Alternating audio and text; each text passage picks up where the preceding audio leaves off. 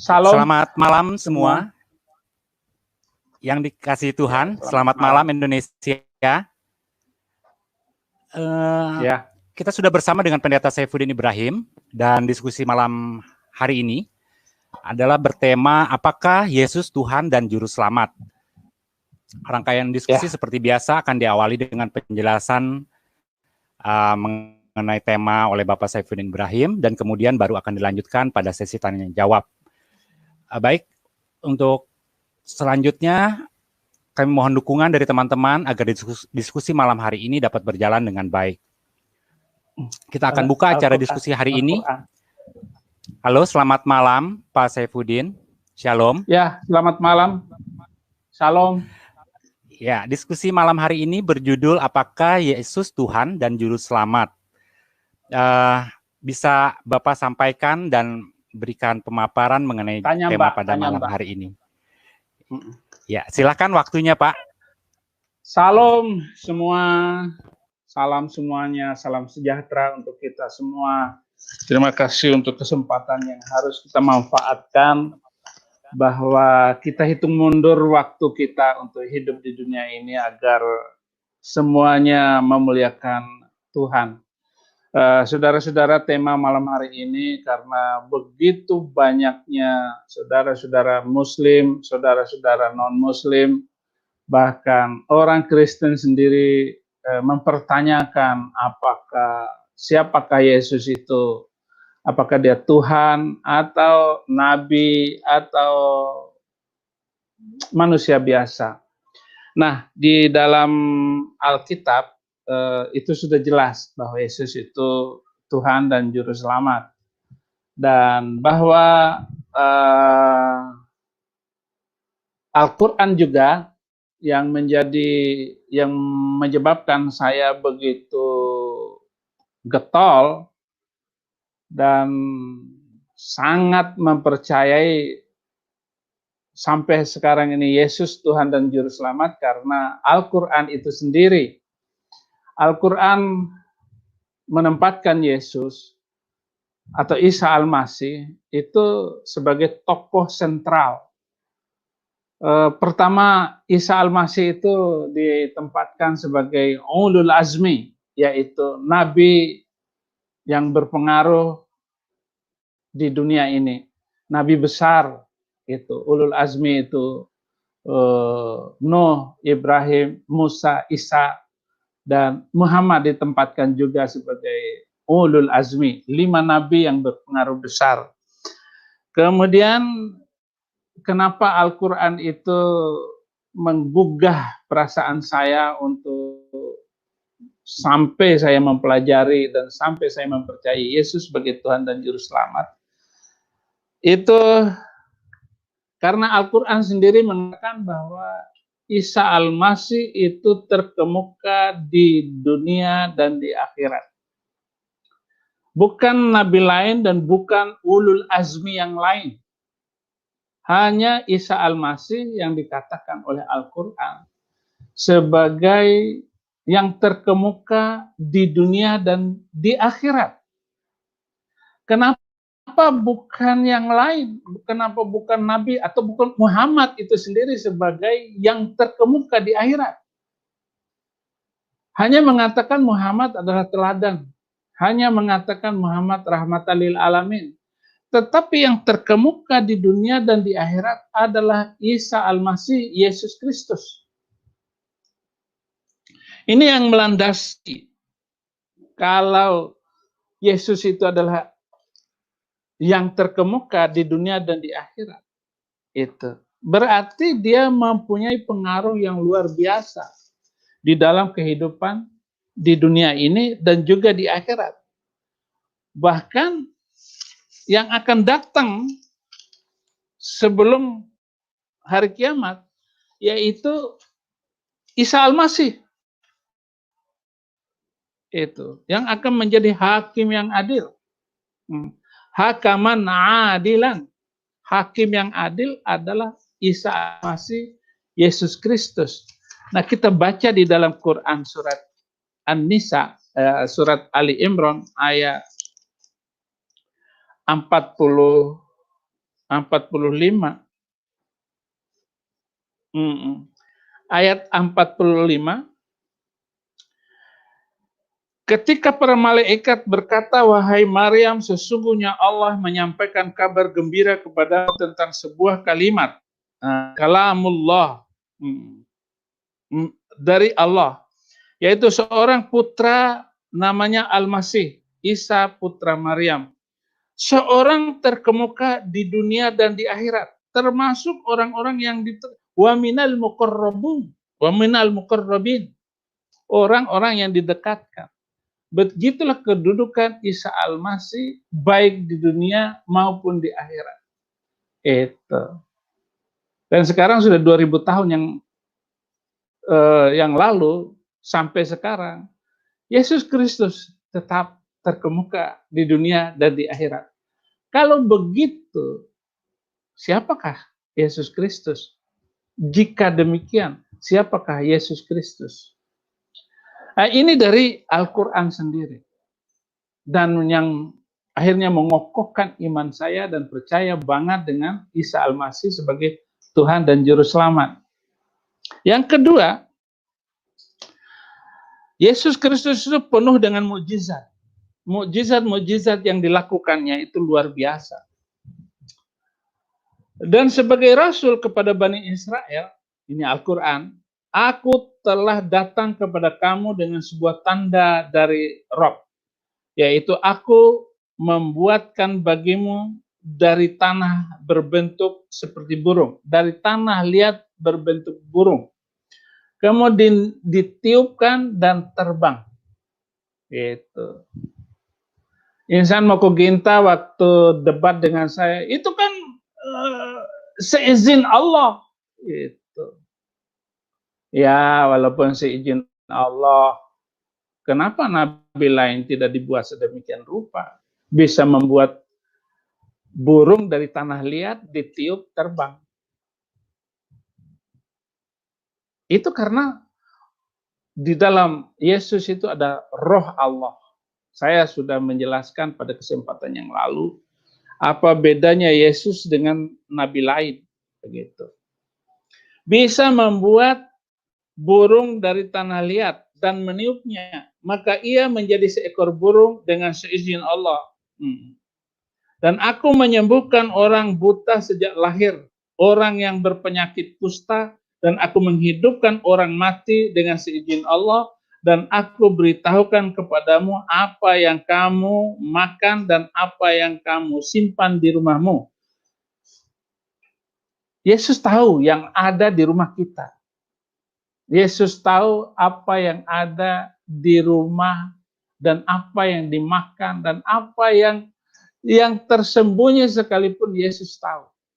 Bahkan yang tersembunyi yang dikatakan oleh orang-orang Yahudi pada waktu itu, ahli Taurat dan orang-orang Farisi, dia berkata dalam hati, Yesus tahu apa yang dikatakan orang itu sehingga dijawab langsung oleh Isa Al-Masih Yesus Kristus itu.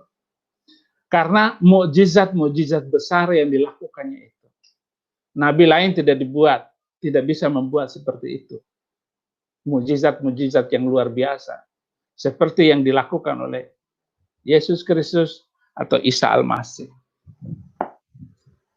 Kemudian Yesus juga Isa Al-Masih berbicara ketika masih bayi. Dalam masa bayi, ini kata Al-Quran dulu, bahwa Yesus Kristus bisa ngomong ketika masa bayi. Dan dia berbicara dengan manusia sewaktu dalam buayan dan ketika sudah dewasa. Dan ia termasuk orang-orang yang soleh. Gitu. Wa yukallimun nasa wa yukallimun nasa fil mahdi wa kahlan wa minas solihin. Jadi dalam masa bayi bisa ngomong. Ini nggak ada di dalam Injil, tetapi dalam Al-Quran ada. Gitu. Tidak diceritakan bahwa Yesus ngomong ketika masa bayi, tetapi dalam Al-Quran dikatakan seperti itu. Jadi Al-Quran sendiri bersaksi dan berbicara dengan luar biasa tentang Isa Al-Masih, Yesus Kristus yang membuat saya akhirnya masuk Kristen. Kemudian, apa yang dikatakan oleh Al-Quran bahwa Yesus Kristus itu pengikut Isa Al-Masih di atas orang-orang kafir. Pengikut Isa Al-Masih di atas orang-orang kafir. Jadi luar biasa. Kalau pengikut Yesus Kristus Isa Al-Masih, saya mengikuti Isa Al-Masih, maka saya di atas dari orang-orang yang tidak percaya kepada Yesus. Nah, itu 4 hal dan banyak hal lagi lain yang dikatakan oleh Al-Quran sehingga saya begitu tertegun dan percaya kepada Yesus Kristus sebagai Tuhan dan Juru Selamat. Dan apa yang dikatakan oleh Alkitab lebih banyak lagi. Misalnya Yohanes 11 ayat 17 gitu. Misalnya luar biasa ya. Yohanes 11 ayat 17. Yohanes 14 ayat 6. Yang dikatakan bahwa Yesus Kristus adalah jalan dan hidup. Di situ dikatakan kalau di dalam bahasa Arabnya, wa qala al-yasu ana huwas siratu wal haqq wal hayat la yaji'u ahadun ilal ab illa bi. Akulah jalan, kebenaran dan hidup. Tidak ada seorang pun yang datang kepada Bapa kecuali lewat aku. Jadi Yesus itulah jalan. Dulu waktu saya di sana, saya selalu bertanya, tunjukilah aku ke jalan yang lurus. Tunjukilah aku ke jalan yang lurus. Jawabannya di dalam Alkitab. Kata Yesus, akulah jalan.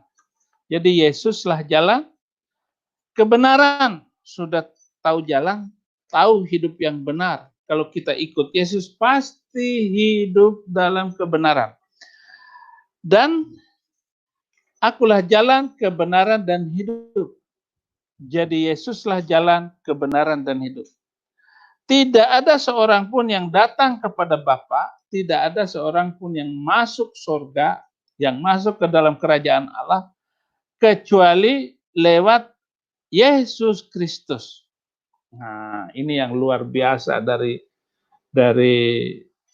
setelah saya menjadi guru Al-Quran, kemudian saya membaca Injil, barulah saya kaget bahwa Yesuslah jalan, kebenaran, dan hidup. Dan tidak ada seorang pun yang datang kepada Bapa kecuali lewat Yesus Kristus.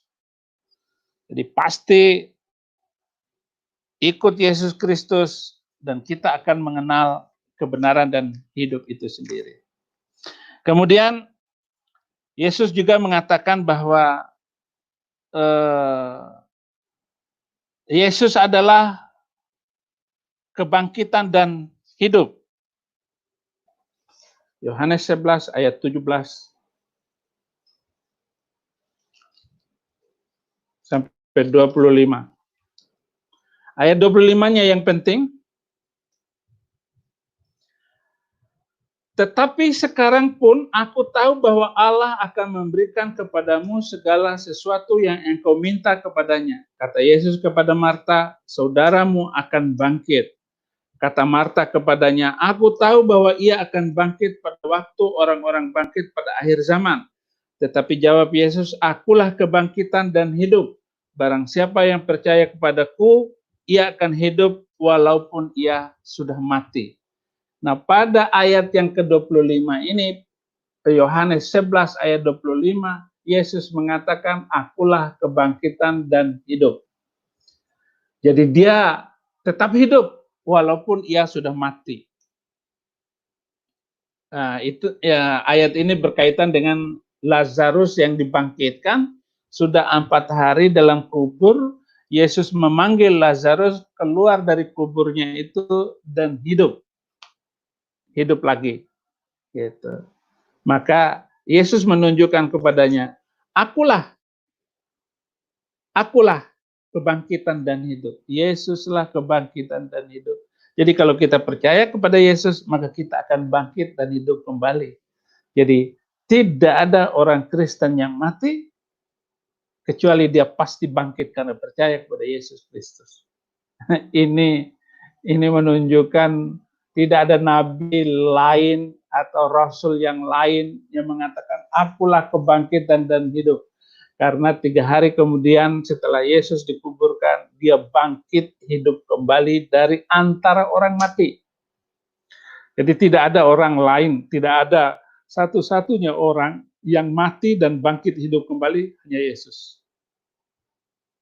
Dan hidup sampai sekarang. Hidup sampai selama-lamanya. Ini alasan yang kedua, bahwa Yesus telah kebangkitan dan hidup. Kemudian di Wahyu 1 ayat 17 itu, Yesus mengatakan, akulah yang awal dan yang akhir. Yesuslah yang awal dan yang akhir. Ana huwal awwalu wal akhir. Akulah yang awal dan yang akhir. Jadi kalau begitu Yesuslah yang awal dan yang akhir. Kalau dia mengatakan yang awal dan yang akhir, terus siapa dia Yesus? Ya dialah Tuhan. Iya. Cari ayat di mana-mana pun, ya pasti kita akan ketemu Yesuslah yang awal dan yang akhir. Di Wahyu 1 ayat 17. Ketika aku melihat dia, tersungkurlah aku di depan kakinya, sama seperti orang yang mati. Tetapi ia meletakkan tangan kanannya di atasku, lalu berkata, jangan takut, akulah yang awal dan yang akhir.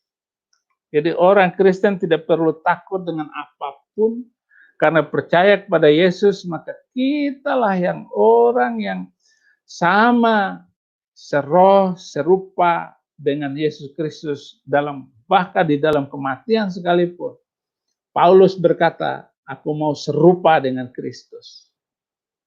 Karena dialah yang awal dan yang akhir.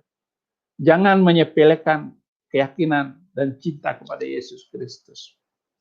Kemudian yang poin yang selanjutnya pada Wahyu 1 ayat 18, Wahyu 1 ayat 18.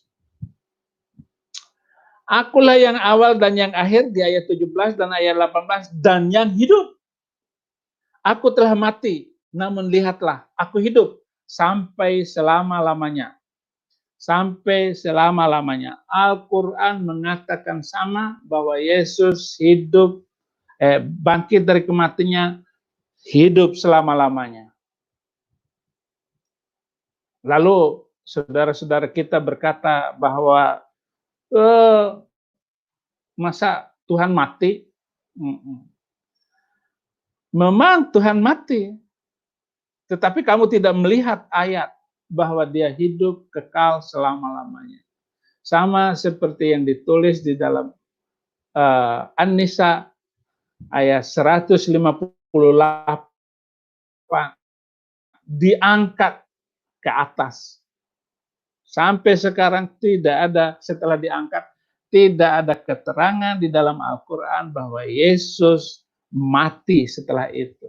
Tetap hidup sampai sekarang. Nah, inilah kekuatan yang luar biasa yang menjadi inspirasi saya untuk berjuang membela Injil, berjuang memberitakan Injil, berjuang untuk memperbanyak orang-orang terima Yesus Kristus sebagai Tuhan dan Juru Selamat. Kemudian mungkin perlu juga bahwa dia hidup selama-lamanya, bahwa Yesuslah pemegang kunci maut dan yang memegang kerajaan maut. Wahyu 1 ayat 18. Dan aku memegang segala kunci maut dan kerajaan maut. Yesuslah yang memegang segala kunci maut dan yang memegang kerajaan maut. Tidak ada hal yang luar biasa, jaminan yang pasti, kecuali apa yang telah dikatakan oleh Yesus Kristus bahwa dialah yang awal dan yang akhir, dialah yang memegang kunci maut dan segala kekuasaan dan kerajaan maut sudah ada, sudah dipegang, dan maut itu sudah tidak punya sengat lagi. Bagi orang yang percaya, yang tidak menyayangkan nyawanya sekalipun, dia akan mendapatkan nyawanya. Yesus berkuasa untuk mengambil nyawanya, dan Yesus juga berkuasa untuk hidup kembali dan memegang nyawanya itu sendiri. Berarti sebagai manusia, Yesus menunjukkan hal yang luar biasa. Sebagai Tuhan, tidak usah ditanyakan lagi bahwa Yesus adalah Tuhan dan Juru Selamat. Kepastian-kepastian dan ucapan-ucapan Yesus Kristus itu sudah sangat luar biasa sekali, sehingga tidak ada keraguan sedikit pun untuk mengatakan Yesuslah Tuhan dan Juru Selamat. Demikian penjelasan singkat saya. Tuhan Yesus memberkati. Baik, terima kasih Pak Pendeta Saifuddin atas penjelasan dan pemaparan yang sudah Bapak sampaikan. Puji Tuhan, kita sudah dengar bersama. Semoga boleh menjadi berkat bagi kita semua apa yang tadi sudah dipaparkan. Sekarang kita akan membuka untuk sesi tanya jawab bagi teman-teman yang ingin bertanya dan berdialog langsung dengan Pendeta Saifuddin Ibrahim. Dapat mengikutinya, link disertakan di kolom chat dan deskripsi ya. Bisa masuk.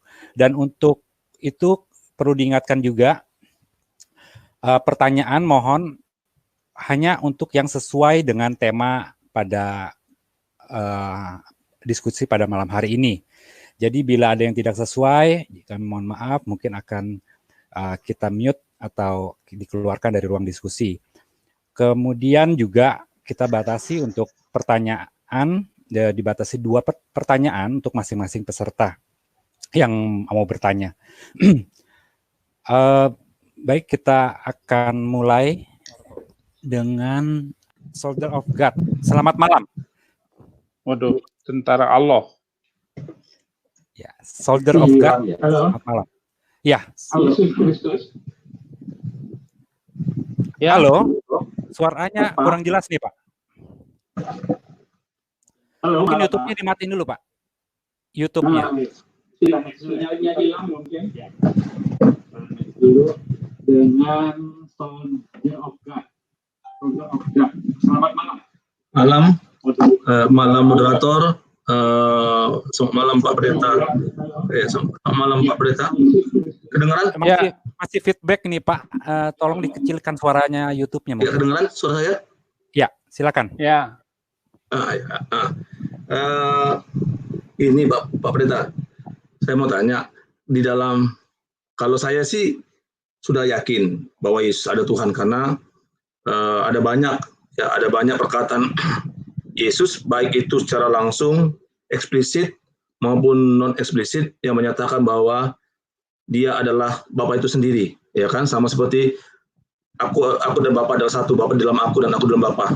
Banyak hal itu. Ya. Nah, ya. Jadi memang sebenarnya tidak perlu diragukan lagi, ya kan? Ketuhanan Yesus itu kan, bahwa Yesus Kristus adalah Tuhan dan Selamat. Tidak perlu diragukan lagi. Bahkan saya lupa di dalam Quran juga kan, saya lupa di mana tuh, ya kan, tunjukkanlah kami jalan yang lurus itu, ya kan, Shiratul Mustaqim, ya kan. Nah, di dalam Alkitab Yesus mengatakan akulah jalan, kebenaran dan hidup itu sendiri, ya kan. Nah itu. Kalau memang dia jalan. Nah, tetapi Pak Pendeta, kadang-kadang banyak juga orang bertanya, ya memang ada hal-hal di dalam Alkitab, sebenarnya bukan tidak mau mengatakan akulah Allah, karena dalam tradisi orang Yahudi, ya kan, barang siapa dia mengaku Allah, dia sedang menghujat Allah, kan itu. Makanya ketika Yesus diperhadapkan di dalam pengadilan, ya kan, Pontius Pilatus mengatakan aku tidak menemukan kesalahan pada orang ini. Lalu dilontarkan kepada apa kesalahannya? Lalu orang-orang pada saat itu mengatakan ia sedang menghujat Allah. Nah, itu. Jadi memang ada hal-hal di dalam Alkitab, ya kalau kita lihat, dan ini yang seringkali dipertanyakan oleh kaum Muslim, ya kan, seolah-olah ada kontradiksi, ya kan, terlebih tentang utusan, ya kan, dia yang mengutus aku. Jadi pemahaman mereka itu seolah-olah Yesus itu hanya utusan saja, ya kan. Nah itu. Nah coba ya. Pak Pendeta, bisa langsung pertanyaannya Pak. Iya. Ya. Bisa langsung pertanyaan aja. Ya. Tolong dijelaskan supaya yang kaum Muslim ini memahami apa makna utusan itu. Apakah memang benar Yesus itu hanya utusan saja, ya kan? Atau apa makna dibalik dia yang mengutus aku? Nah, silakan. Terima kasih Pak Pendeta. Memberkati. Kalau kita buka di dalam Al-Quran surat An-Nisa surat keempat, surat An-Nisa ayat 171, itu jelas sekali apa yang dimaksudkan oleh utusan. Itu utusan dengan rasul atau utusan itu dengan apa yang diimani oleh orang Kristen sebagai Trinitas, ataukah Tuhan yang tiga. Pengertian itu, kata-kata itu mirip sekali, sama persis dengan apa yang dimaksudkan oleh An-Nisa ayat 171. Ayat 171 demikian. Wahai ahli kitab, janganlah kamu melampaui batas dalam agamamu. Kami orang Kristen tidak melampaui batas. Dan janganlah kamu mengatakan terhadap Allah kecuali yang benar. Kami mengatakan tentang Allah itu Allah yang benar. Sesungguhnya Al-Masih putra Maryam itu adalah utusan Allah. Benar, dia utusan Allah. Aku diutus, kata Yesus, aku diutus Bapakku. Untuk apa? Untuk menjadi juru selamat. Untuk menebus dosa manusia. Untuk melepaskan manusia dari belenggu keterikatan dengan dunia dan ketakutan akan mati. Itu namanya utusan. Jadi bukan utusan seperti nabi biasa, seperti nabi-nabi yang lain. Itu diutus oleh Tuhan, tetapi Yesus utusan yang berbeda. Karena dia harus mati di atas kayu salib dan harus menebus dosa manusia. Itu namanya utusan. Innamal Masihu Isa ibn Maryam Rasulullah, utusan Allah. Benar, kami tetap mengatakan juga Yesus itu utusan, karena di Alkitab banyak sekali tentang utusan itu.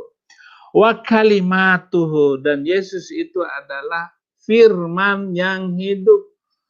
Jadi Yesus kalau berkata berbeda dengan nabi lain, berkatalah Allah di dalam Al-Quran, berkatalah Allah di dalam Injil, berkatalah Allah di dalam Zabur, di dalam Taurat, dan seterusnya. Tetapi Yesus berkata, aku berkata kepadamu. Jadi Yesus langsung berkata, kenapa? Karena dia firman Allah. Karena dia adalah kalimatullah.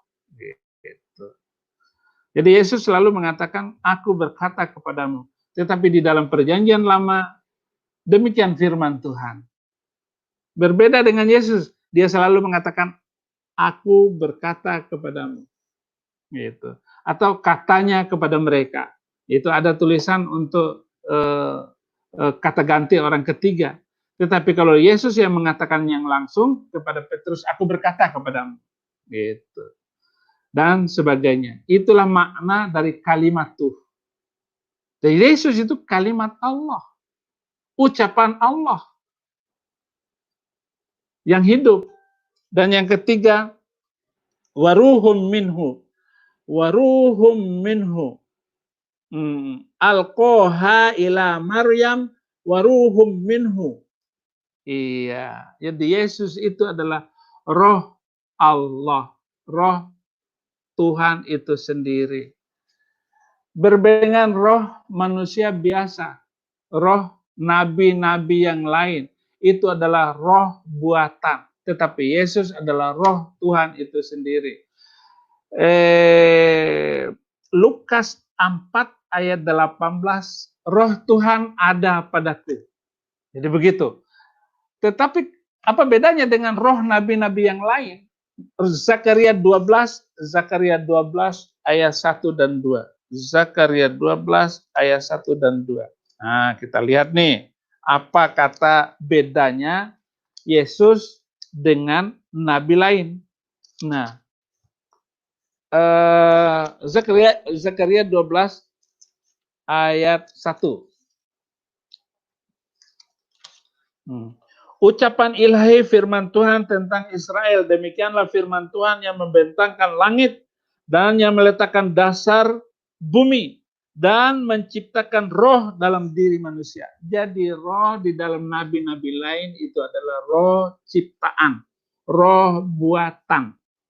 Tuhan di dalam diri manusia itu sendiri, karena manusia biasa itu lahir dari keinginan laki dan perempuan, lahir dari hasil hubungan suami istri. Berbeda dengan Yesus Kristus adalah roh Tuhan itu sendiri, roh Allah yang masuk, janin dari roh Allah yang masuk di dalam rahim Maria.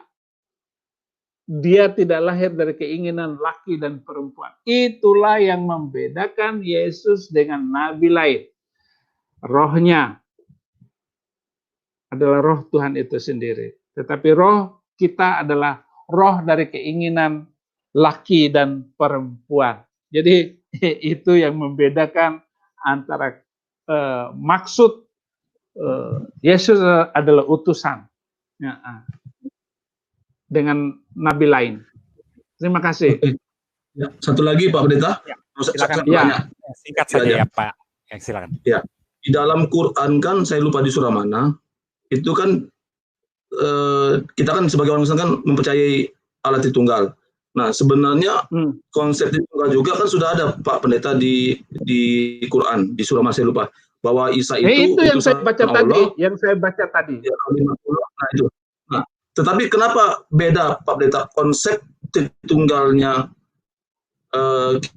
dengan konsep Tritunggalnya yang ada dalam Quran, sehingga mereka tidak bisa memahami bahwa di dalam Quran juga ada konsep Tritunggal. Seperti itu Pak Pendeta. Terima kasih. Oh ya.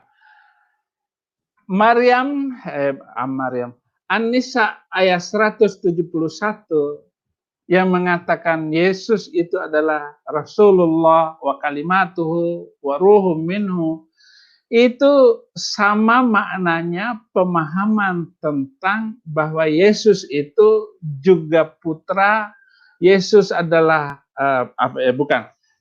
dan Roh Kudus itu sendiri.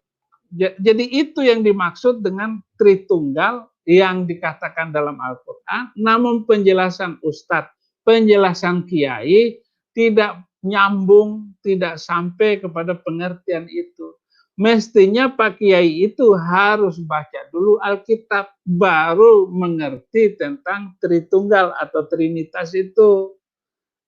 Karena Yesus ya di dalam Bapa, Bapa ya di dalam Yesus. Kamu harus tahu bahwa aku ada di dalam Bapa dan Bapa itu ada di dalam aku. Aku dan Bapa adalah satu. Begitu ayat yang tegas di dalam, dan itu bukan samar-samar. Bukan kalimat dalam Injil, dalam Alkitab itu tidak perlu lagi ditafsirkan karena kalimat-kalimatnya jelas, ucapan-ucapan Yesus itu tidak mendua. Semua ucapannya itu berbentuk hukum dan kapasitas ucapan itu luar biasa karena kebenaran dan tidak tersembunyi, tidak samar-samar.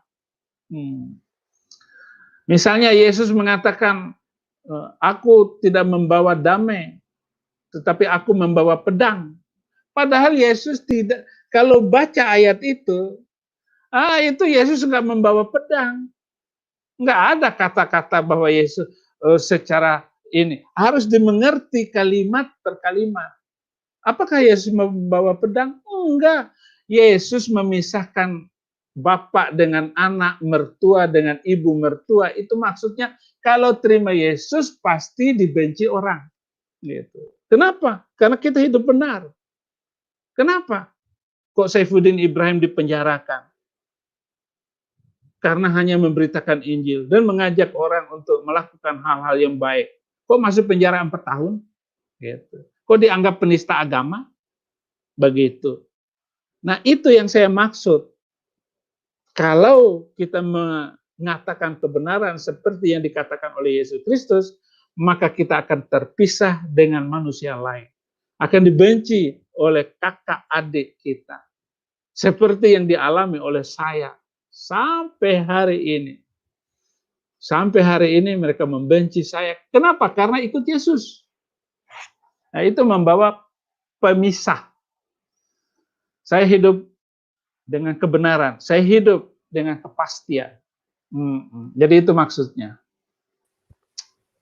Baik, terima kasih. Terima kasih ya. Oke. Ya, terima sama-sama. Baik, untuk selanjutnya Pak Jetro. Selamat malam. Selamat malam. Halo, selamat malam, Pak. Ya, silakan dengan pertanyaannya, Pak. Silakan. Halo, selamat malam.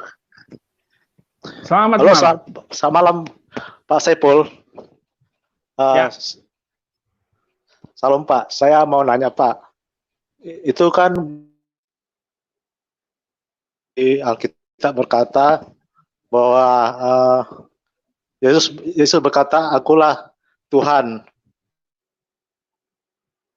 dan sembahlah aku, Pak. Itu sering Muslim nanya gitu, Pak. Gimana, Pak, jawabannya, Pak? Itu, Pak. Terima kasih, Pak. Oke. Kita lihat Yohanes 14 ayat 7. Yohanes 14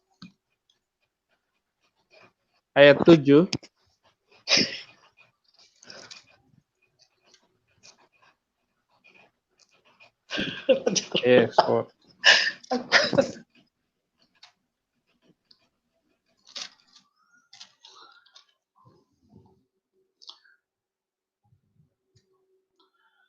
Ayat 7, sekiranya kamu mengenal aku, pasti kamu juga mengenal Bapakku. Sekarang ini kamu mengenal dia dan kamu telah melihat dia.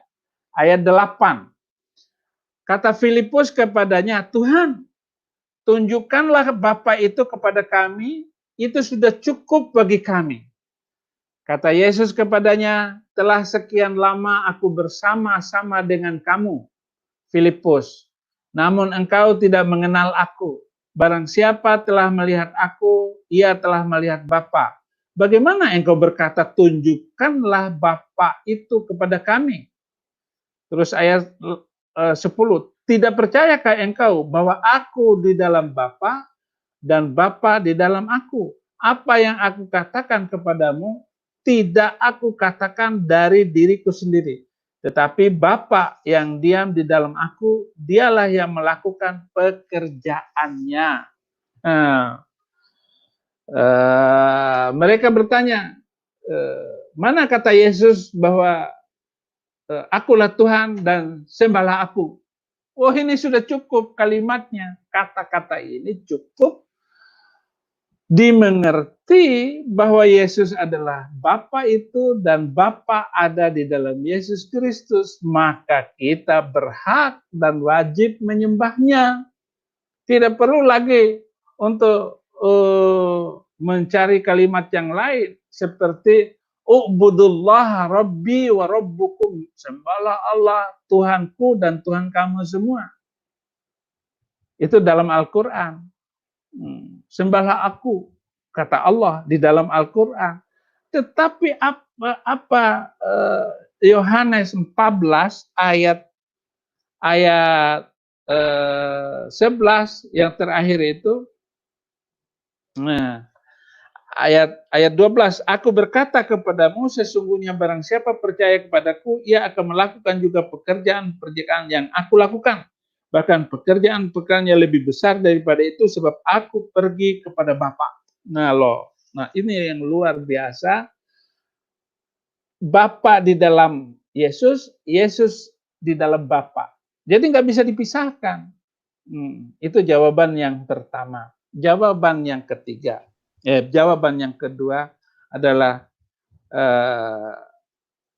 Yohanes 13 ayat 13. Yohanes 13 ayat 13. Kamu menyebut aku guru dan Tuhan, dan katamu itu tepat, sebab memang akulah guru dan Tuhan. Nah, Yesus adalah guru karena mengajar dan bisa dilihat sebagai manusia. Yesus juga adalah Tuhan yang bisa dilihat dan disaksikan oleh sahabat-sahabat, oleh murid-murid Yesus pada waktu itu. Dan ini cukup untuk menjawab semua kata-kata saudara-saudara terutama Muslim yang bingung. Nah, ketika saya menjelaskan itu, orang Muslim itu ada yang senangnya bertanya lagi. Sudah dijelasin, tanya lagi. Sudah dijelaskan, ditanya lagi. Jadi nggak habis-habisnya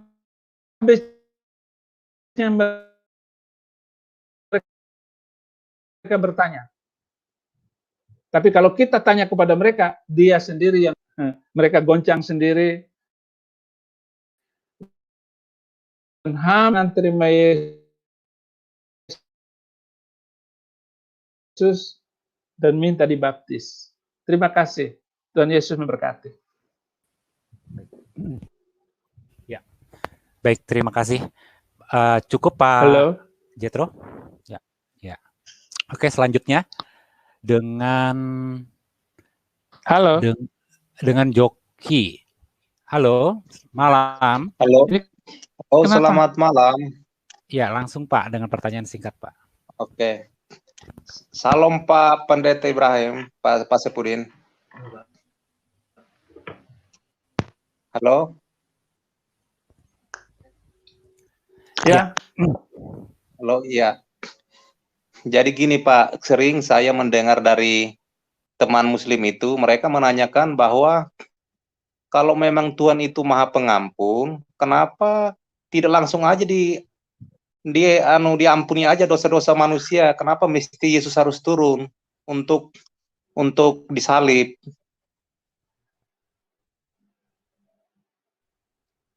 Itu pertanyaannya. Halo? Ya. Pertama. Ambilkan HP saya.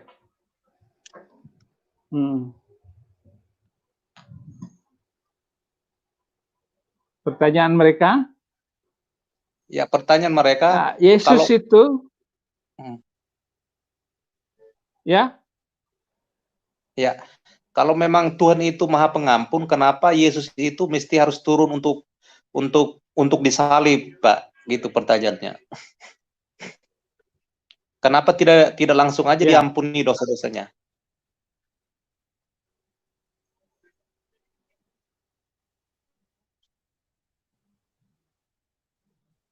Ya, kata Yesus kepada perempuan itu, ntar saya lihat dulu, sorry. agak lama saya harus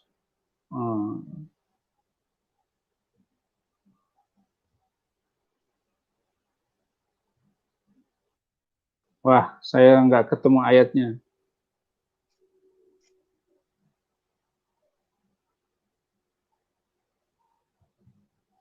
Sorry ya.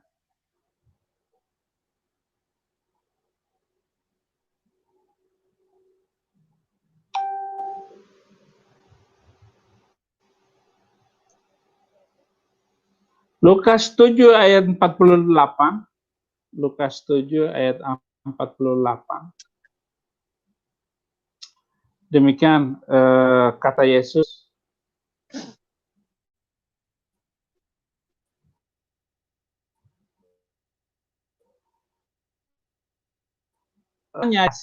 Tetapi orang yang sedikit diampuni, sedikit juga ia berbuat kasih. Lalu ia berkata kepada perempuan itu, dosamu telah diampuni. Itu. Yesus bisa melakukan mengampuni secara langsung dosa yang ada pada orang itu pada waktu itu. Lalu orang Yahudi dan orang Farisi, siapakah dia kok bisa mengampuni orang seorang perempuan? Kata orang-orang Yahudi, ahli Taurat dan orang-orang Farisi pada waktu itu tentang seorang wanita yang diampuni oleh Tuhan Yesus Kristus sebagai karena dia adalah Tuhan dan Juru Selamat. Jadi banyak sekali kisah Yesus mengampuni langsung dosa orang-orang pada waktu itu. Tetapi tentang pengampunan dosa, tentang tebusan dosa, gitu, itu sudah ditulis dalam jauh sebelum Alkitab bahwa Mesias itu adalah penebus itu sendiri. Gitu. Penebus artinya menggantikan dosa orang itu dengan mengampuni langsung. Itu sama mengampuni langsung itu. Supaya manusia, karena untuk hidup menjadi sempurna dan masuk surga itu nggak mungkin. Manusia itu mengikuti dengan banyak amal, dengan banyak sedekah, nggak mungkin. Maka Yesus Kristus sebagai Tuhan dan Juru Selamat menjadikan dirinya sebagai penebus agar manusia ini tidak binasa dan semuanya beroleh hidup kekal. Dengan catatan terima Yesus sebagai Tuhan dan Juru Selamat. Nah, itu maksudnya Bung Joki gitu. Oke. Jadi Yesus Kristus bisa mengampuni langsung. Iya. Tetapi untuk orang selanjutnya, nah Yesus mati di atas kayu salib sebagai tebusannya, gitu. Untuk menyenangkan, nyaman hatinya di dalam hidupnya di dunia karena ketidakmampuan manusia untuk hidup sempurna melaksanakan perintah-perintah Tuhan. Terima kasih. Baik, ya, terima kasih Pak Joki. Oke.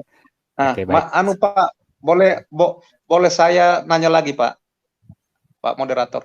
Soal masih banyak yang ini. Oke, satu lagi Pak Joki, singkat saja ya Pak. Oke, satu lagi. Oke.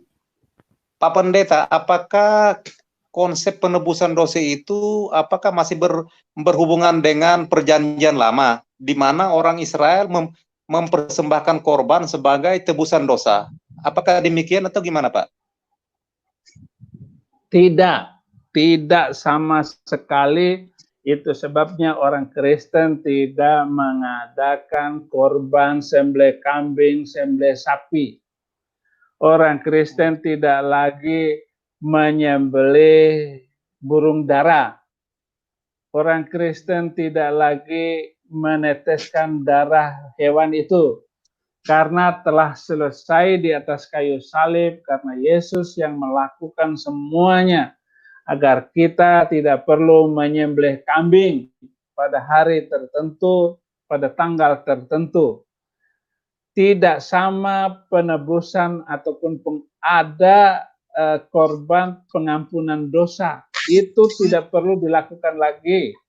Karena semuanya telah selesai di atas kayu salib, dan sekarang orang Kristen tidak perlu lagi upacara macam-macam, apalagi menyembelih sapi, domba pada hari Natal umpama, itu tidak diperlukan lagi karena selesai di atas kayu salib dengan matinya Yesus di atas kayu salib, maka seluruhnya telah diselesaikan oleh Tuhan sendiri sebagai tebusannya. Itu nggak sama. Terima kasih. Ya, baik. Terima kasih. Meskipun ada agama yang lain yang melakukan korban seperti orang Yahudi, kita tidak diperlukan lagi, tidak perlu lagi repot-repot. Oke, baik. Terima kasih Pak Joki udah bertanya. Oke, selanjutnya adalah Marvel ya. Halo, selamat malam. Selamat malam. Ya, silakan langsung bertanya.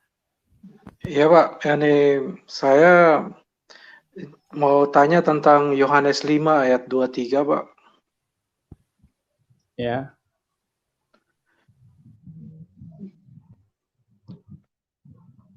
Silakan ditampilkan moderator Yohanes 5 ayat 23. Iya. Ya, apa pertanyaannya? Pertanyaan saya, apa makna dari perkataan Yesus yang mengatakan bahwa supaya semua orang menghormati anak sama seperti mereka menghormati Bapa? Apakah ini bisa menjadi ayat yang membuktikan kepada semua orang yang ragu tentang Yesus dan membuktikan kepada mereka bahwa Yesus sendiri meminta bahwa dia itu juga harus disembah sama seperti orang menyembah Bapa? Itu pertanyaan saya, Pak. Ya, apa yang Bapak katakan dengan pertanyaan sudah Bapak jawab sendiri. Ya, jadi supaya semua orang menghormati anak, menghormati Yesus, sama seperti mereka menghormati Bapa, menyembahnya. Barang siapa tidak menghormati anak, tidak menyembah Yesus, ia juga tidak menyembah Bapa. Artinya menghormati Bapa yang mengutus dia. Jadi sudah luar biasa bahwa pasal-pasal tentang Yohanes ini, tentang teologi di dalam kitab Yohanes ini adalah sangat melengkapi. Tetapi saudara kita Muslim itu berhenti di ayat 19. Gitu. Maka Yesus menjawab mereka, katanya, aku berkata kepadamu, sesungguhnya anak tidak dapat mengerjakan sesuatu dari dirinya sendiri jikalau tidak ia melihat Bapa mengerjakannya. Sebab apa yang dikerjakan Bapa itu juga yang dikerjakan anak. Nah, saudara kita Muslim hanya berhenti di setengah ayat ini tanpa mengambil pengertian yang lengkap dari ayat 19 ini. Ia melihat Bapa mengerjakannya, sebab apa yang dikerjakan Bapa itu juga yang dikerjakan anak. Artinya bahkan menciptakan seluruh dunia ini itu karena Yesus Kristus. Kita lihat di Yohanes 1. Yohanes 1. Segala sesuatu, Yohanes 1 ayat 3, segala sesuatu dijadikan oleh Dia, dan tanpa Dia tidak ada sesuatu pun yang telah jadi dari segala yang telah dijadikan. Jadi segala dunia ini dijadikan karena Yesus Kristus, karena anak itu. Gitu. Ini kalimat yang ditunjukkan oleh Yohanes yang luar biasa. Jadi orang yang baru masuk Kristen harus membaca Injil Yohanes dulu. Jangan yang lain dulu. Jadi itu yang saya suruhkan kepada saudara-saudara untuk mengerti betapa sederhananya yang dikatakan di dalam Injil Yohanes, di mana banyak sekali yang membicarakan tentang teologi itu sendiri. Terima kasih. Iya Pak, ya berarti jelas ya Yesus dia benar-benar juga meminta orang untuk menyembah dia. Kalau sesuai ayat itu tadi ya Pak ya. Iya benar. Oke, terima kasih Pak Saifuddin. Selamat malam. Sama-sama. Ya, baik. Terima kasih Pak Marvel. Oke, untuk selanjutnya adalah Kasih Adil. Selamat malam. Selamat malam, Pak Saipudin. Ya. Langsung pertanyaan. Halo. Iya. Ya. Jadi saya mendengar penjelasan Pak Saipudin tadi.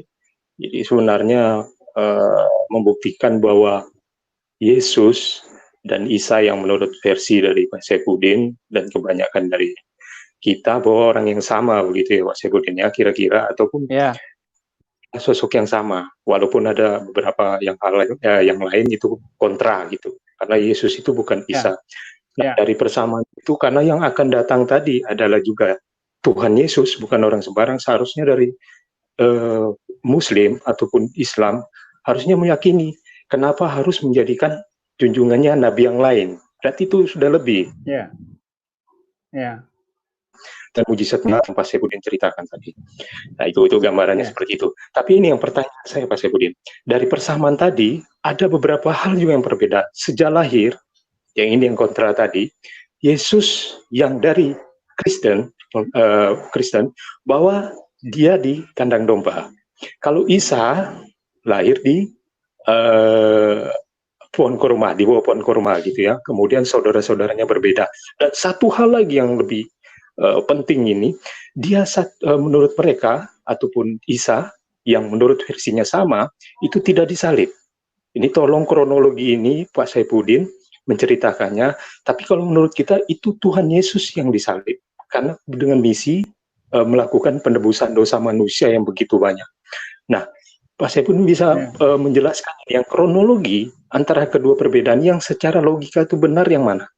Apakah kalau yang di terakhir tadi yang saya katakan Allahnya itu Allah yang bersifat menyembunyikan ataupun melakukan tipu muslihat atau seperti apa? Coba Pak Saipudin menceritakan di mana sebenarnya yang bisa diterima secara logika akal. Kemudian pertanyaan saya yang kedua nih Pak Saipudin ya, sebenarnya Pak Saipudin bisa menjawabnya juga dalam garis besar. Ini kedudukan wanita dalam Islam dan dalam Kristen. Tolong Pak Saipudin ceritakan. Karena ada beberapa hal yang perlu kita sampaikan di sini.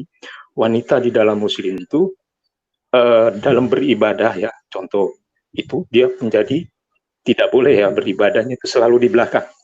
Di masjid ataupun di mana dia kedudukannya di belakang. Kenapa? Kemudian dalam hal saat dia perkawinan juga kalau dia diceraikan hanya tinggal menyebutkan menjatuhkan talak, itu yang laki-laki bisa. Kok yang perempuan tidak bisa? Kemudian juga disebut dalam beribadah, kalau dalam Kristen kan boleh itu menjadi pemimpin ibadahnya gitu ya, atau imamnya kalau dalam Islam itu imamnya. Nah, yang mengkhotbah, kok yang di dalam Muslim itu tidak boleh? Nah, ini pernahkah Pak Saipudin juga pernah menyampaikan hal ini? Kedudukan wanita, tolong Pak Saipudin jelaskan. Ini dua pertanyaan. Yang kedua, tolong dalam garis besar mungkin pada satu session lagi di lain kesempatan bisa diceritakan. Tapi yang pokok tadi yang saya ceritakan Yesus tadi, yang bisa diterima secara logika. Itu aja Pak Saipudin. Ya, tentang penyaliban Yesus di dalam Al-Quran tidak diceritakan secara jelas. Hanya dikatakan yang disalib itu bukan Yesus Kristus, tetapi orang yang diserupakan.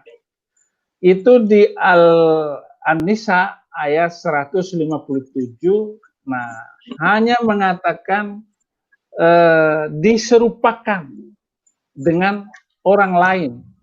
Jadi mereka tidak menyalibnya dan tidak pula membunuhnya. Di ayat 158 diangkat. Sementara kisah di dalam Alkitab, di dalam Injil, kronologisnya jelas, yang menyaksikannya jelas, dan orang-orang yang melihatnya itu jelas semua, dan tidak ada orang yang diserupakan. Dan inilah kelebihan Injil, kisah penyaliban Yesus Kristus itu jelas semuanya dan tidak ada yang diragukan. Kalau Al-Quran mengatakan orang yang diserupakan, dan itu hanya satu ayat yang diceritakan yang diserupakan itu, hanya An-Nisa ayat 158. 157 mengatakan bahwa Isa Al-Masih diserupakan dengan orang lain.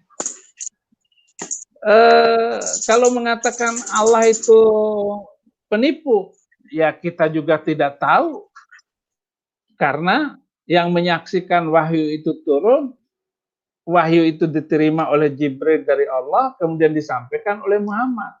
Nah, apakah salah mendengar juga tidak tahu. Tidak ada kejelasan daripada ulama tentang kisah ini.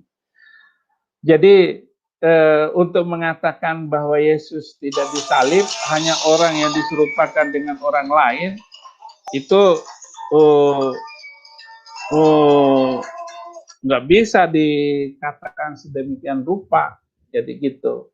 Untuk mengatakan bahwa hal itu benar atau tidak benarnya, saya juga kalau membaca Al-Quran ya membingungkan saya juga.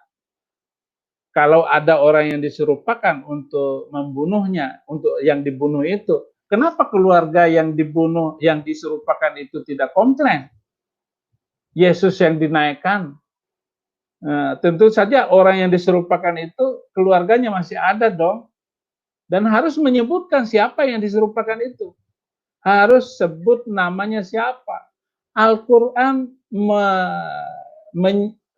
samar-samar gitu, bahkan menimbulkan keributan antara orang Kristen dan orang Islam itu sendiri, karena yang disalib itu tidak jelas oleh Allah Subhanahu wa Ta'ala-nya. Harusnya menyebutkan siapa yang disalib, namanya siapa, begitu. Nah, itu kan bisa dikatakan lempar batu sembunyi tangan. Dan itu sampai sekarang itu menimbulkan keributan di media sosial, hari lepas hari, generasi ke generasi, nggak pernah tentram karena kata Al-Quran, orang yang diserupakan. Tetapi kalau kita lari ke Injil, tidak ada orang yang diserupakan itu, dan yang disalib itu jelas Yesus Kristus, wajahnya dan ucapannya di atas kayu salib pun benar itu. Dan yang dipenjarakan juga adalah Yesus Kristus. Tidak ada orang yang dicuri, orang yang diganti, orang yang diserupakan. Tidak ada. Semua tulisan Alkitab itu kronologis. Mulai dari ditangkap, ya, mulai semuanya. Apakah yang diserupakan ketika di atas kayu salib? Semua Alkitab jelas menulis. Dan banyak saksi, baik Injil Matius, Markus, Lukas, Yohanes, semua menulis sama. Yang kedua, tentang kedudukan wanita di dalam Islam dan Kristen. Skripsi saya adalah kedudukan wanita dalam menurut Islam dan Kristen. Waktu itu karena saya masih menjadi mahasiswa Muslim dan tokoh mahasiswa di kampus, ya saya tentu saja memenangkan Islam, bahwa agama Islam sangat menjunjung tinggi harkat dan martabat wanita. Setelah saya masuk Kristen, berubah total, berbalik arah dari apa yang menjadi kesimpulan-kesimpulan saya waktu saya menulis skripsi saya itu. Bahkan sayalah mahasiswa yang paling lama diuji oleh 3 orang dosen tentang skripsi. Mereka paling 25 menit selesai. Saya hampir 2 jam gitu, karena saya harus mempertahankan skripsi saya.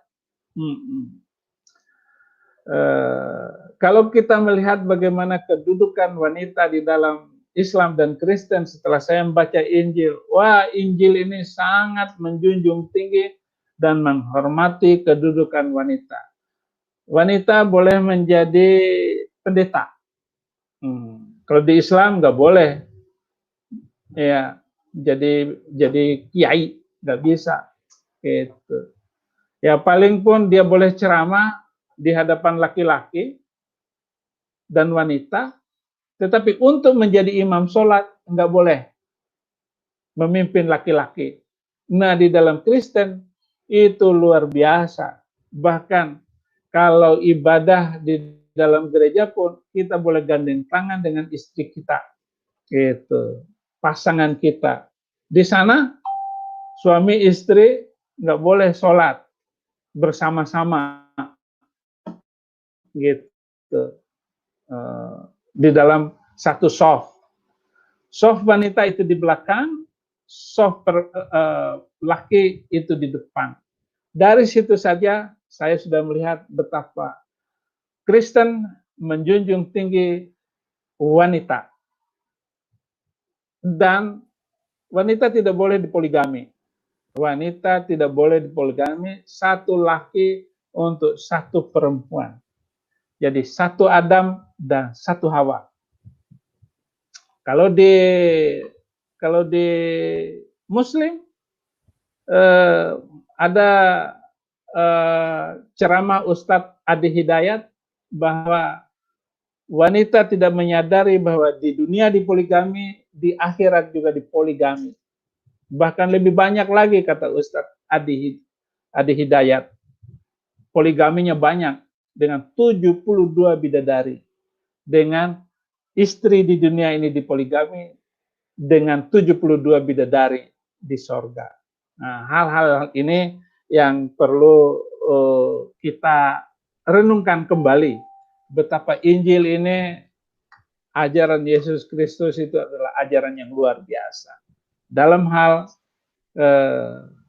menempatkan kedudukan wanita sebagai semestinya. Dan emansipasi wanita itu yang memang terjadi di dalam karena ajaran Kristen, bukan ajaran yang lain. Terima kasih. Oh ya, terima kasih Pak Saifuddin. Ya, baik, terima kasih Pak. Oke, untuk penanya selanjutnya dengan inisial Carol Alvin. Selamat malam. Selamat malam semuanya. Shalom Pak Pendeta. Jadi merujuk pada Markus 12 ayat 29 sampai 30. Tuhan itu esa dan kita harus mengasihinya juga dengan segenap akal budi. Berarti kita perlu menimbang sebagai manusia dewasa dalam bertindak, bukan hanya karena diperintah lantas kita bertindak, atau juga bukan hanya karena dilarang lalu kita tidak mau bertindak. Termasuk dalam menentukan mana yang bisa jadi menu kita dan siapa yang tidak pantas lagi jadi menu kita. Sesuai Kejadian 1 ayat 29, menu awal kita sebagai manusia sudah jelas.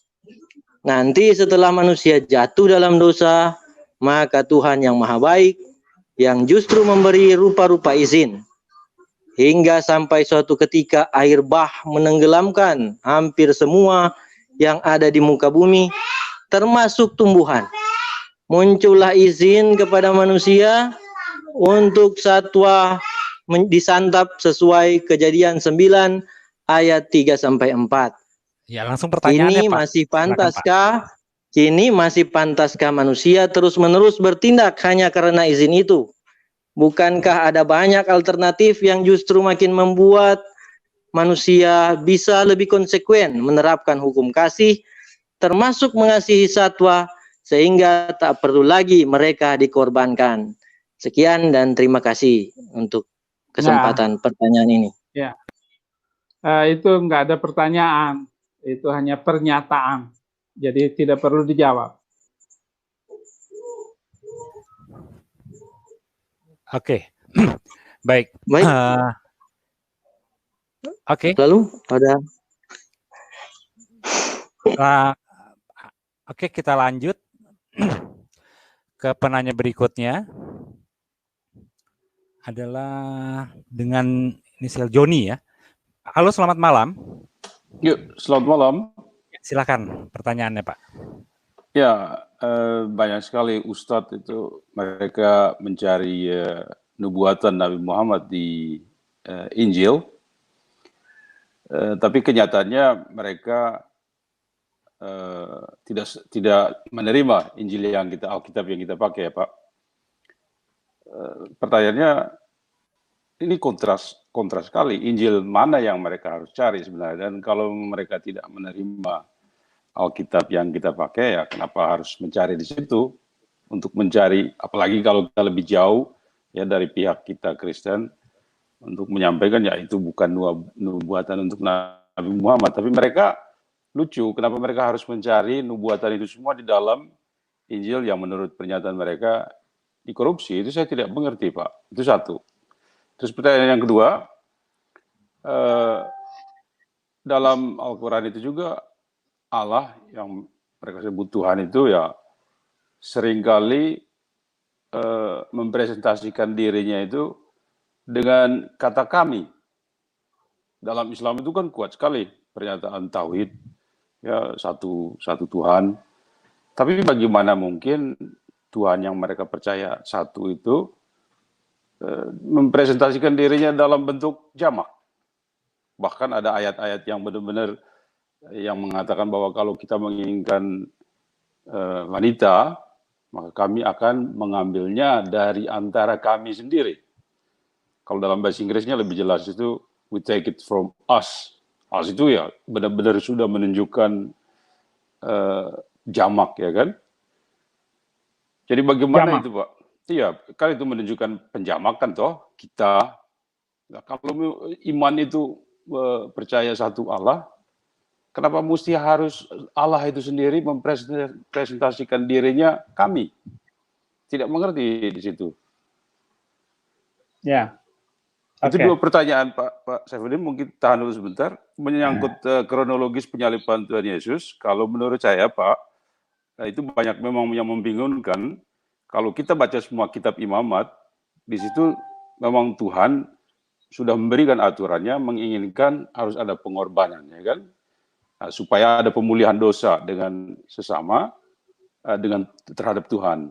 Makanya umat Israel lewat Moses diperintahkan supaya mereka mengadakan pemulihan dengan Tuhan dulu dengan korbanan binatang seperti domba begitu ya kan. Bapak sudah menjelaskan tadi, tapi benang merahnya mengapa penyaliban Yesus, ya tindakan pengorban dengan binatang itu sebenarnya tidak kekal. Makanya dia mengutus putranya yang tunggal yang kudus, dan kita semua manusia meletakkan tangan dan dosa kita itu di atas Tuhan Yesus, dan dia yang harus disembelih. Itulah pembayaran dari dosa-dosa kita, dan benar Bapak tadi bilang itu, kita tidak perlu lagi ada pengorbanan. Karena kita manusia sudah kekal ditebus sama Tuhan Yesus. Kita sudah meletakkan tangan dosa-dosa kita di atas Tuhan Yesus sehingga dia disalibkan. Itulah sebabnya mengapa kita benar-benar kuat percaya akan penyaliban Tuhan Yesus itu adalah untuk penebusan dosa kita manusia. Terima kasih Pak, dan selamat Bapak terus berjuang untuk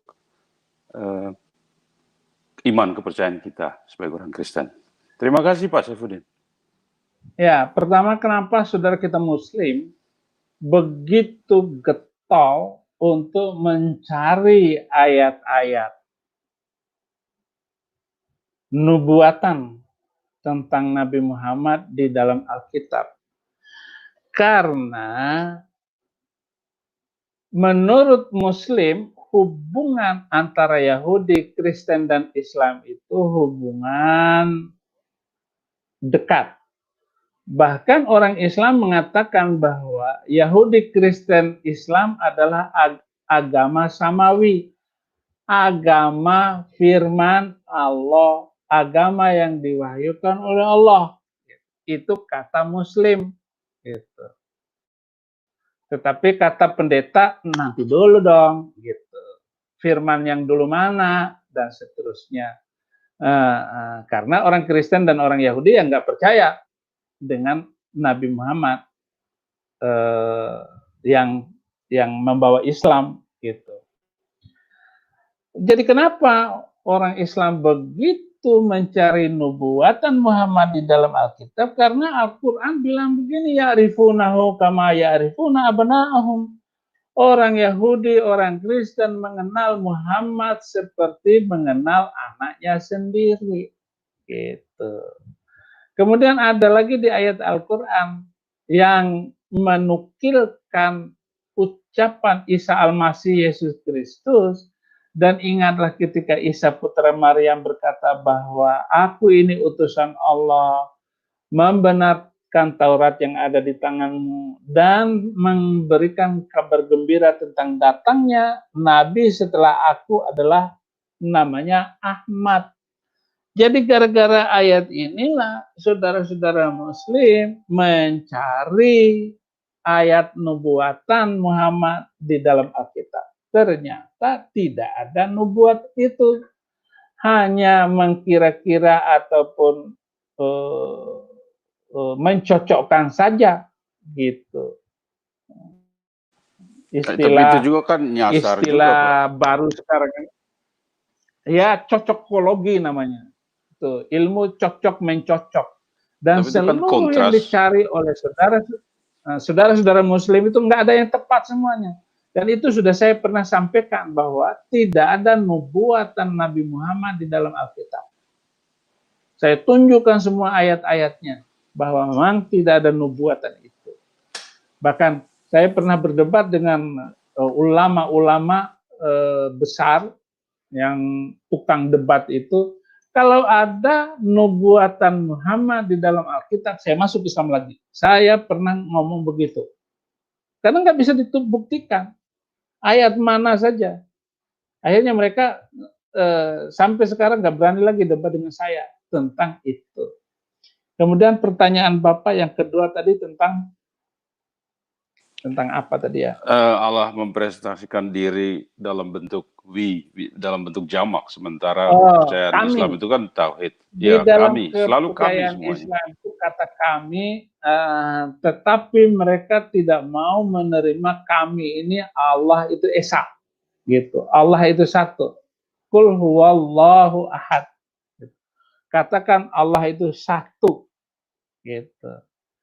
Tapi kenapa menggunakan kata kami? Selalu Muslim, ulama dari zaman ke zaman itu mengatakan itu untuk penghormatan. Jadi bukan itu kata sebenarnya. Allah itu esa, gitu. Allah itu esa. Tetapi kalau ada kata menggunakan kata kami itu untuk lit ta'zim, untuk penghormatan, gitu. Menggunakan kata-kata supaya tidak kasar, maka menggunakan kata kami. Penjelasan tapi dan itu kan Allah sendiri, Pak Saifuddin. Maksudnya dia sendiri yang mempresentasikan. Yang ada di dalam Al-Quran itu kan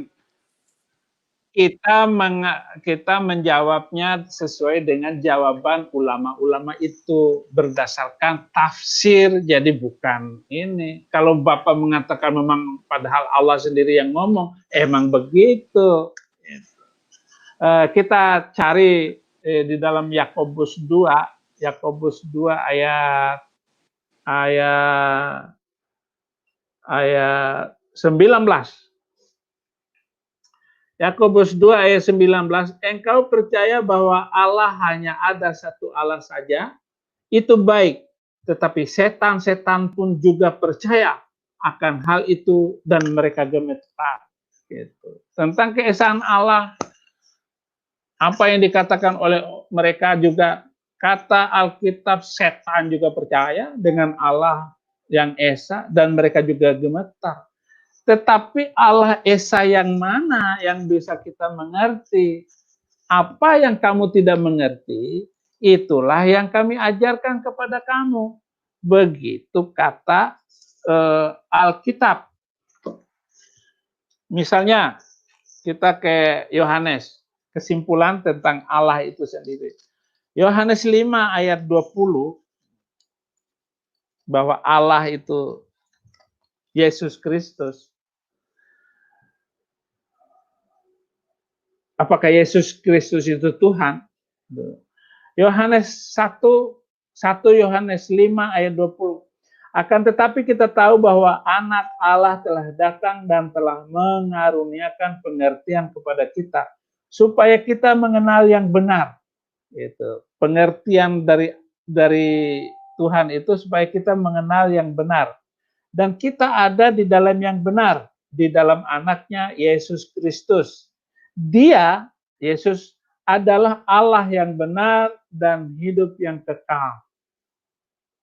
Ini kesimpulan bahwa Yesus itu adalah Allah itu sendiri, Allah adalah Yesus itu sendiri. Jadi tidak bisa dipisahkan. Setelah diturunkan di dunia sebentar, hanya beberapa lama, itu firman itu telah menjadi manusia, kemudian naik kembali bersama dengan Allah, duduk bersama dengan Allah di dalam menciptakan segala sesuatu, memperhatikan segala sesuatu, memberkati segala sesuatu, menyembuhkan yang disembuhkan, mematikan yang dimatikan. Jadi begitu. Dialah Allah yang benar dan hidup yang kekal. Amin. Itu kesimpulannya. Ya. Baik, terima kasih ya, Pak Jonis. Oke. Ya. Pak Saifuddin, hari ini masih ada sebenarnya, sementara masih ada 5 penanya lagi dan waktu udah menunjukkan pukul 21.25. Kita beri kesempatan atau bagaimana nih, Pak? Kita lanjutkan dulu. Lagi? Masih satu. Oke, baik. Kita lanjutkan untuk satu orang saja. Kita batasi untuk satu-satu ya, pertanyaannya satu aja ya, satu orang ya. Oke, baik. Oke. Dengan diskusi ya, Pak Diskusi mau bertanya silakan. Halo, selamat malam. Oke, skip. Dengan Sano, selamat malam Pak. Halo, selamat malam. Iya, silakan Pak. Langsung Pak, pertanyaan. Sebenarnya bukan pertanyaan, tapi tadi saya ikuti ada beberapa diskusi Bapak. Ada yang Pak Joki juga itu yang menanyakan ketuhanan ya, kalau nggak salah.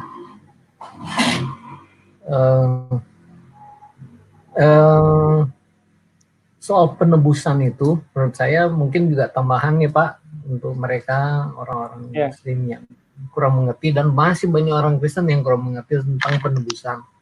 Penebusan itu ibaratnya seperti orang lebih mengerti kalau seperti di tempat pegadaian. Jadi kita orang yang berdosa itu, dia akan upah dosa dalam mati atau upah dosa dalam maut. Jadi dia seperti digadaikan ke neraka. Kemudian kita sebagai Tuhan yang dia janjikan bahwa semua orang harus mati dengan hukuman mati, dia rela untuk menjadi pengganti. Pengganti sebagai yang dikorbankan. Jadi yang orang saya yang mestinya mati digantikan Tuhan, ditebus gitu. Jadi seperti di pegadaian orang datang, ditebuslah kita yang tadinya jadi tawanan maut akhirnya dibebaskan. Itu yang satu. Yang kedua, saya cuma mau minta ini Pak Saifuddin mengenai bahasa Arab antara ehad dan wahid. Jadi banyak orang yang kalau bahasa Indonesia kan cuma artinya satu, ehad dan wahid, padahal kalau nggak salah ehad itu dia satu kesatuan. Jadi memang dari Allah yang 3 itu Tritunggal. Mungkin ada penjelasan yang lebih detail lagi masalah bahasa antara ehad dan wahid itu Pak. Terima kasih Pak.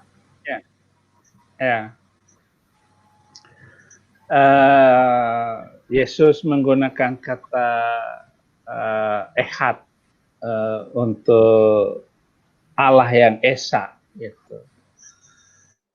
Kata satu dengan kata tunggal, itu satu ya satu, tunggal ya satu juga, gitu. Esa ya satu juga, gitu. Namun esa itu adalah kumpulan dari kesatuan-kesatuan. Gitu. Ya. Tapi satu tidak bisa dikatakan esa. Gitu. Ketuhanan yang maha satu. Gitu. Oh, nggak bisa. Maka digunakan oleh penulis pencetus Pancasila itu ketuhanan yang maha esa. Gitu. Esanya di mana? Karena sifat-sifat dan keunikan-keunikan yang dibawa di dalam satu pribadi oleh Yesus Kristus itu sendiri, satu, membawa sifat-sifat Bapa, tetapi juga membawa sifat kemanusiaan yang tidak dimiliki oleh Bapa. Gitu. Sifat kemanusiaan yang tidak dimiliki oleh Bapa. Itu ada di dalam Yesus Kristus. Juga sifat keesaan Yesus Kristus sebagai Roh Kudus. Kenapa Yesus bisa menyembuhkan orang, tuli mendengar langsung, buta melihat langsung, ataupun bisu langsung ngomong langsung, atau seorang wanita yang sudah 12 tahun pendarahan. Kata wanita itu, asalku jamah saja jubah-jubahnya, aku sembuh. Gitu. Lalu Yesus, siapa yang menjamah jumbai jubah saya? Murid-murid bilang banyak orang yang berkerumun, Guru. Tapi kuasa keluar dari bajuku, dari jubahku, dan wanita itu sembuh total waktu itu juga. Gitu. Kenapa? Karena Yesus itu memiliki roh Allah di dalamnya. Sehingga Yesus, kalau kita mendoakan orang supaya sembuh dalam nama Yesus, tapi Yesus enggak begitu, sembuh, gitu. Yesus enggak ngomong lagi dalam nama Yesus sembuh, gitu. Atau dalam namaku sembuh, enggak. Yesus sebagai firman hidup langsung ngomong sembuh, maka sembuhlah orang itu, dan seterusnya dan seterusnya. Inilah yang disebut esa. Karena membawa sifat-sifat Bapa, membawa sifat kemanusiaannya sebagai manusia, dan dia bersama-sama dengan Roh Kudus itu sendiri. Sama dengan kita punya tubuh, punya jiwa, dan punya roh. Gitu. Di dalam keesaan tubuh kemanusiaan kita, ada 3 yang ada, yaitu roh, jiwa, dan tubuh. Nah, ini jelas sekali di dalam pengajaran Alkitab yang tidak didapatkan di dalam pengajaran Al-Quran. Karena ketika ditanya oleh sahabatnya dan orang-orang Yahudi dan orang Kristen pada zaman itu, Muhammad ditanya tentang roh. Kulir ruh min amri rabbi. Katakanlah roh itu adalah urusan Tuhanku. Tetapi setelah saya baca Alkitab, ternyata pengajaran tentang roh dan Roh Kudus, bahasa roh, dan sebagainya lengkap di dalam Alkitab ini. Sangat menolong saya untuk mengerti apa yang ditanyakan dan jawaban Muhammad waktu itu dengan apa yang saya baca di dalam Alkitab hari ini. Jadi luar biasa Alkitab ini. Oke. Amin, Pak. Terima kasih. Ya, terima kasih, Pak. Oke, sepertinya kita sudahi dulu untuk diskusi pada malam hari ini, dan mohon maaf untuk yang belum mendapat kesempatan pada hari ini untuk bertanya langsung dengan Pendeta Saifuddin Ibrahim, mungkin dapat dilanjutkan pada sesi-sesi berikutnya di minggu depan. Bisa bergabung kembali. Oke. Sebelum kita tutup, kami persilakan Pak Saifuddin untuk bisa menyampaikan pesan penutup dari diskusi malam hari ini. Silakan, Pak. Tidak diragukan lagi bahwa Yesus adalah Tuhan dan Juru Selamat, dan kalau kita mengaku dengan lidah, mulut kita, maka kita akan selamat. Yesus adalah Juru Selamat, berarti tidak ada Juru Selamat yang lain yang boleh kita mendapatkan keselamatan, hidup kekal hanya dalam nama Yesus Kristus. Tuhan dan Juru Selamat itu harus diakui oleh kita. Dan itulah kelebihan, kemurahan Tuhan, mempercaya dan meyakini Dia sebagai Tuhan dan Juru Selamat. Terima kasih, Tuhan Yesus memberkati. Baik, terima kasih Pak. Tuhan senantiasa memberkati pelayanan Bapak dan juga keluarga Bapak. Oke, baik. Amin. Terima kasih Sudah semuanya. berjalan 1,5 jam, diskusi malam hari ini akan berakhir. Semoga dapat bermanfaat dan menjadi berkat bagi kita semua. Atas nama Saifuddin Ibrahim dan Rohani Kristen mengucapkan terima kasih kepada teman-teman semua. Dan sampai bertemu kembali minggu depan. Shalom, Tuhan Yesus memberkati. Amin.